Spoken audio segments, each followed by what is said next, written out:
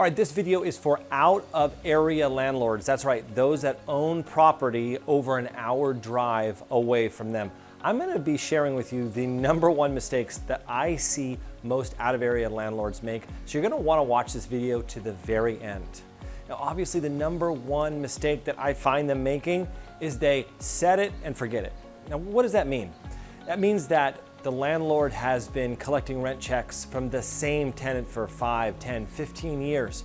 And they love it because the rent checks come in on time and the tenant never complains. However, what the landlord doesn't realize is that rental prices here have skyrocketed, and sometimes when you don't hear from your tenant for a long time, that's not necessarily a good thing.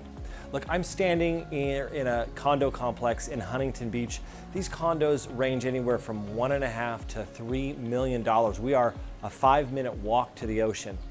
Now, my landlord had a tenant right here that lived in the house for about 15 years. The landlord lived in Oregon, and because the rent checks were coming in on time, he assumed everything was great. But the values kept going up. The landlord decided to sell and gave his tenant a 60-day notice. Well, here's what happened when I actually walked in the home. We found that the home had been trashed. Why? Because the property was so under market and the tenant couldn't afford to go anywhere else, and yet the landlord had no idea what rents were. And unfortunately, he picked a bad tenant. So what was wrong with the house? Well, the heater was broken. The air conditioning was broken. The real wood flooring had stains and gashes all over it. The carpet was thrashed. We had to repaint the entire house. Needless to say, the home was in horrible condition and we couldn't sell it as is. So here's what we did. The landlord sunk about $30,000 into the home, fixing up everything. And with $30,000, he really only made it marginally acceptable. We still had to give a $20,000 credit to the buyer for the air conditioning and the heating. So the landlord had to spend over $50,000 in repair and credit to fix what the tenant had broken.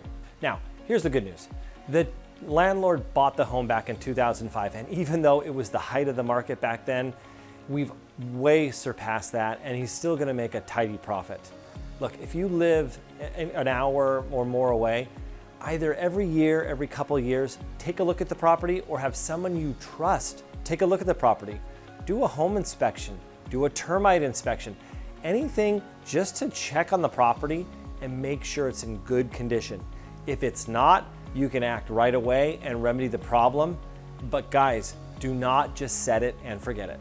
So if you have a rental property that's more than an hour away and you need some advice, someone to bounce ideas off you, give me a call or hit me up below. I will be happy to answer any questions that you have.